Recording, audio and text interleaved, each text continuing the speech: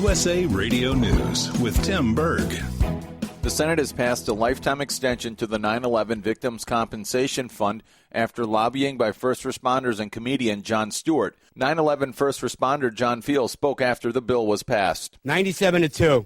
97. When does the Senate ever get that?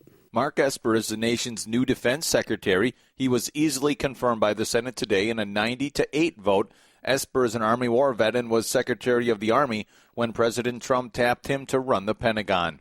Speaking to a conservative group of young people in Washington, D.C. on Tuesday, President Trump notes he will always approve judges who uphold the Constitution. We believe in the American Constitution, and we believe judges should interpret our Constitution as written. The president also says the border wall is being built. And you're listening to USA Radio News. FBI Director Christopher Wray is testifying before a Senate Judiciary Committee on Capitol Hill on Tuesday. Take a listen to this exchange between himself and Republican Senator from South Carolina, Lindsey Graham, on Russian interference regarding elections. Are the Russians still trying to interfere in our election system? The Russians are absolutely intent on trying to interfere with our elections through Is it fair to say that foreign influence in particular? Everything we've done against Russia has not deterred them enough? All the sanctions, all the talk, they're still at it. Well, my view is until they stop, they haven't been deterred enough. And they're still doing it. Yes. Family members of a victim of the Ethiopian Airlines Boeing 737 MAX crash are suing Boeing and are preparing to sue the FAA, alleging a conspiracy between the two. And there's a claim that there's a civil conspiracy between Boeing and the FAA during the certification process. They're seeking hundreds of millions of dollars in damages. And you're listening to USA Radio News.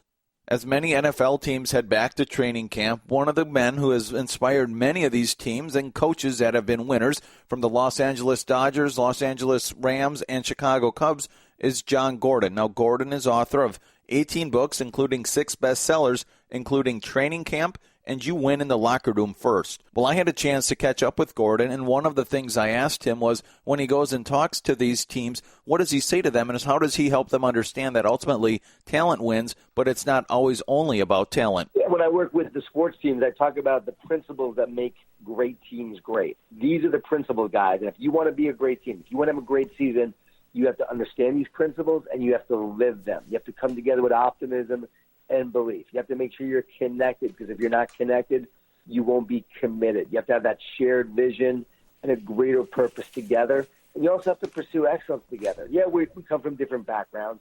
Yes, we also have different paychecks and pay scales and statuses within perhaps our league or even our team, but we can all come together for that common purpose to be great together.